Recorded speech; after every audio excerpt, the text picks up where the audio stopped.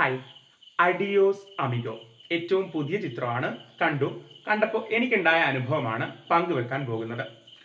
സിനിമയുടെ തുടക്കം അതിഗംഭീര നിലയിലുള്ള തുടക്കമാണ്. നമുക്ക് നന്നായിട്ട് കണക്ട് ചെയ്യാൻ പറ്റുന്ന നല്ല ഒരു പോസിറ്റീവ് എനർജി ഒക്കെ തരുന്ന തുടക്കമാണ്. സിനിമ ശരിക്കും രണ്ട് തലത്തിലുള്ള ലോകത്തിന്റെ രണ്ട് തലങ്ങളിൽ ജീവിച്ചു പോകുന്ന രണ്ട് മനുഷ്യന്മാർ, ഓപ്പോസിറ്റ് സൈഡിൽ ജീവിച്ചു പോകുന്ന രണ്ട് മനുഷ്യന്മാർ കൂടിച്ചേരുമ്പോൾ ഉണ്ടാവുന്ന കുറെ കാര്യങ്ങൾ പറയുന്നുണ്ട്. അതിന്റെ കൂടെ തന്നെ നമുക്ക് ആർത്ത് ചിരിക്കാൻ പറ്റുന്ന കുറെ നാച്ചുറൽ പ്യുവർ കോമഡി സിനിമയിലുണ്ട്. ഈ ഹ്യൂമർ ആണ് സിനിമയുടെ ഹൈലൈറ്റ് ആയിട്ട് തോന്നിയിട്ടുള്ളത്. അതിന്റെ കൂടെ തന്നെ കുറച്ച് ഫിലോസഫി, അതുപോലെ തന്നെ ചിരിപ്പിക്കുന്നതിനിടയിൽ തന്നെ പലപ്പോഴും നമ്മളെ ചിന്തിപ്പിക്കുന്ന കുറെ വരികൾ, പ്രത്യേകിച്ച് കുറെ ഡയലോഗ്സ്, എടുത്തു പറയാൻ തോന്നുന്ന, മനസ്സിൽ തങ്ങി നിൽക്കുന്ന കുറെ ഡയലോഗ്സ്, അതൊക്കെ ഈ സിനിമയെ സമ്പന്നമാക്കുന്നുണ്ട്.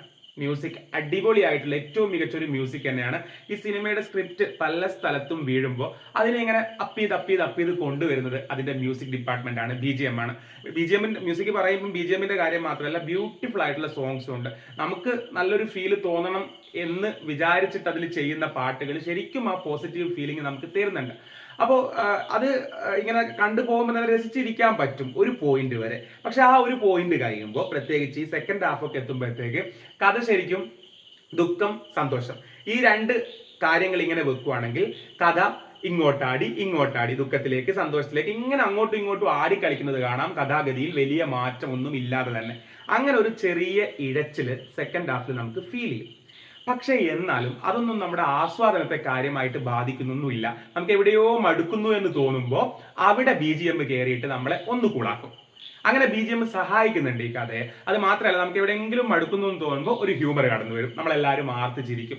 അങ്ങനെ എവിടെയൊക്കെയോ ഈ കഥ ചെറുതായി ഒന്ന് വീണെങ്കിലും നമ്മുടെ ആസ്വാദനത്തെ അതൊന്നും ഒട്ടും ബാധിക്കാത്ത രീതിയിൽ കണ്ടിരിക്കാൻ രസമുള്ള ഒരു സിനിമ തന്നെയാണിത്. ഇതിലെ പ്രധാന കഥാപാത്രങ്ങൾ പല സ്ഥലങ്ങളിലേക്കും ചെന്ന് ചാടുന്നത് പോലെ ഇത് എഴുതിയ കഥാകാരനും കഥ പല വഴികളിലേക്ക് തിരിച്ചതുപോലെ തോന്നി.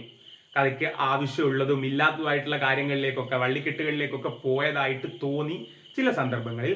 എന്നാലും ഞാൻ നേരത്തെ പറഞ്ഞതുപോലെ അതൊന്നും ആസ്വാദനത്തെ ഒട്ടും പ്രതികൂലമായിട്ട് ബാധിക്കുന്നില്ല. നമുക്ക് തീർച്ചയായിട്ടും കണ്ട് രസിക്കാനുള്ള ഒരു കൂട്ടം കോമഡി തന്നെ, ആ ഒരു പ്യുവർ ഹ്യൂമർ തന്നെ മതി നമുക്ക് ശരിക്കും കണ്ട് കൈയടിച്ച് പോരാൻ വേണ്ടിയിട്ട്. പിന്നെ ഇതിലെ കഥാപാത്രങ്ങളെല്ലാം ആഴമുള്ളവർ തന്നെയാണ്. ഓരോ കഥാപാത്രവും നമുക്ക് പലപ്പോഴും തുടക്കത്തിലൊക്കെ ചില കഥാപാത്രങ്ങൾ ഇങ്ങനെയൊക്കെ ചെയ്യുന്ന കാണുമ്പോൾ നമുക്ക് തോന്നും എന്തായത്, ഇതൊക്കെ എന്താണെന്നൊക്കെ തോന്നും. പക്ഷെ ആ തോന്നലിനൊക്കെയുള്ള ഉത്തരം കഥ മുന്നോട്ട് പോകുമ്പോൾ നമുക്ക് തരുന്നുണ്ട്.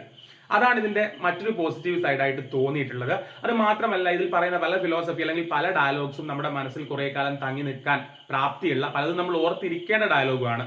സിനിമയിൽ നല്ല വിഷ്വൽസ് ഉണ്ട്. സിനിമയ്ക്ക് ചേരുന്ന ഓരോ അവസരത്തിൽ നമുക്ക് ആ ഒരു പോസിറ്റീവ് വൈബൊക്കെ കിട്ടാൻ പാകത്തിലുള്ള അങ്ങനെയൊക്കെയുള്ള നല്ല വിഷ്വൽസ് ഒക്കെ ഉണ്ട്. സിനിമയ്ക്ക് വേണ്ട രീതിയിലുള്ള മേക്കിംഗ് ആണ്. ആ ഭാഗങ്ങളൊക്കെ വളരെ വളരെ നല്ലത് തന്നെ ആയിരുന്നു. പിന്നെ ഇതിന്റെ ക്ലൈമാക്സ് തീർച്ചയായിട്ടും നല്ലൊരു ക്ലൈമാക്സ് തന്നെയായിരുന്നു.